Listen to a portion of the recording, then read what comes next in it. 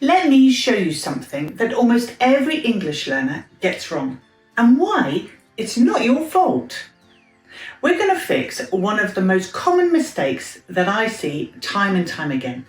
Right here, now, permanently. You'll never make the same mistake again.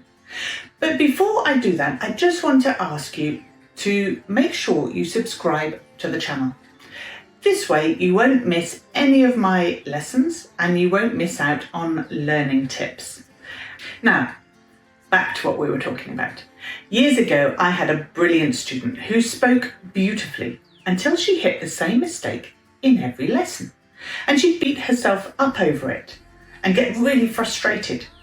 And one day I realised something. It wasn't because she didn't understand English that she was making these mistakes.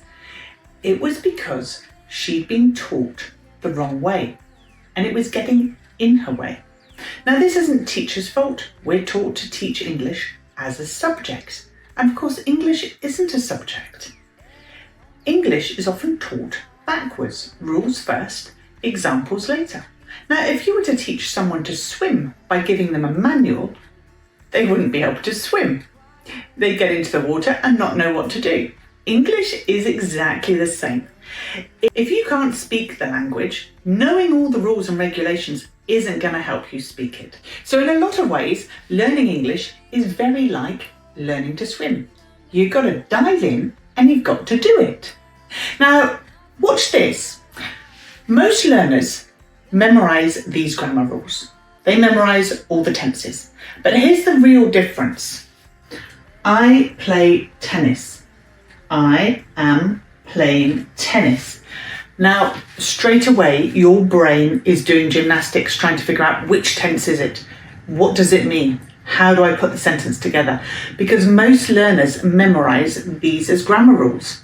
But here is the real difference.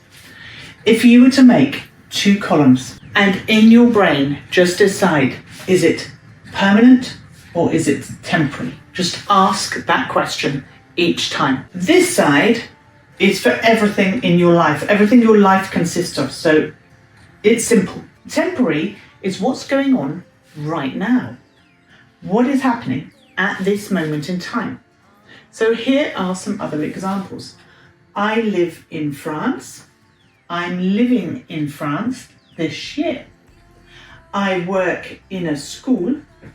I'm working from home today. Do you see the difference?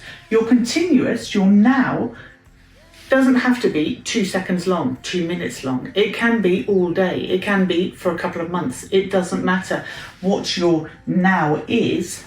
That's all you have to do. So instead of trying to remember the rules and the grammar, all you have to do is feel the situation. So, am I talking permanent? Am I talking it's my life? Or am I talking temporary, what's going on at the moment? So stop memorizing and start noticing. Now that you understand this, in the next video, I'm going to show you something even more powerful. The next step is a secret pattern behind every tense in English.